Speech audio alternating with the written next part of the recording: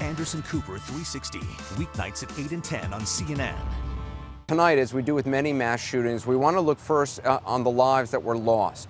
Too often, we think we focus on the spotlight on the killer.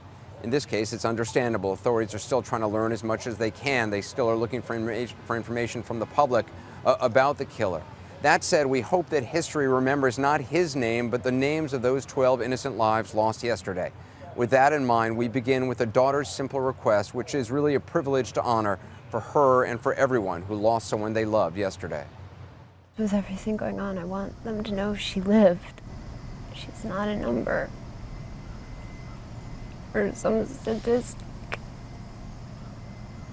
You want them to know the person that she was and the life that she lived. Yes.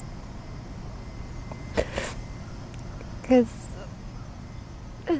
she was so caring and she would do anything for anyone she loved.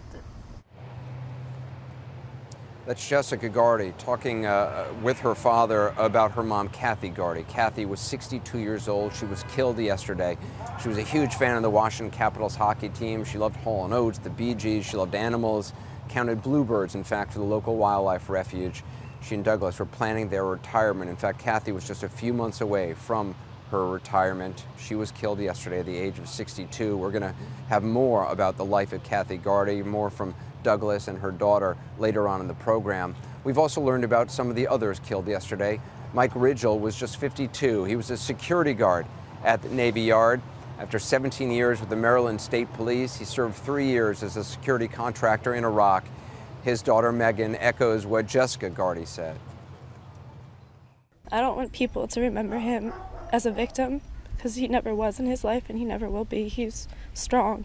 I want him to be known as a dad above a victim of a shooting because he was a great dad for all of us. Well, Michael Arnold, he was a graduate of the Naval Academy, an avid pilot. In fact, he was building his own plane that he hoped to fly to go visit his mom. He wanted to do it before he turned 60. Michael Arnold was killed yesterday at the age of 59. John Roger Johnson, who went by JJ, lived in the same suburban Maryland town for the last 3 decades. A neighbor there says he always had a smile on his face. He was 73 years old. I want you to know about 50-year-old Frank Kohler as well. He lived south of here in Tall Timbers, Maryland. He leaves behind a wife and 2 devastated daughters. 46-year-old Kenneth Bernard Proctor worked as utilities foreman at the Navy Yard. He had 2 teenage kids, one who just joined the Army. Vishnu Pandit and his wife lived in North Potomac, Maryland, where a neighbor described him as a very nice man. Vishnu Pandit was 61. Mary Frances Knight was the daughter of a Green Beret with 2 daughters of her own.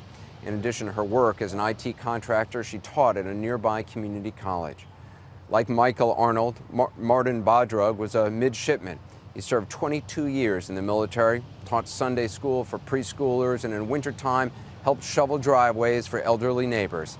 He was the kind of neighbor anybody would want to have. He leaves a wife of 23 years, 3 daughters as well. Martin was 54. Arthur Daniels lived right here in southeast Washington. He and his wife Priscilla had 5 kids. They had 9 grandchildren. What a family. He worked as a handyman in Building 197. Arthur was 51. Sylvia Frazier was the second youngest of 7 kids. Her sister told the Washington Post, "We have to forgive the gunman. We can't become bitter." Sylvia Frazier was 53. And Gerald Reed spent much of his career in military law enforcement and as a systems analyst. He had 2 master's degrees, worked in risk management at the Navy Yard, loved books about the Civil War, and loved animals. He had 3 rescue Labrador retrievers, an Irish setter, and 2 cats.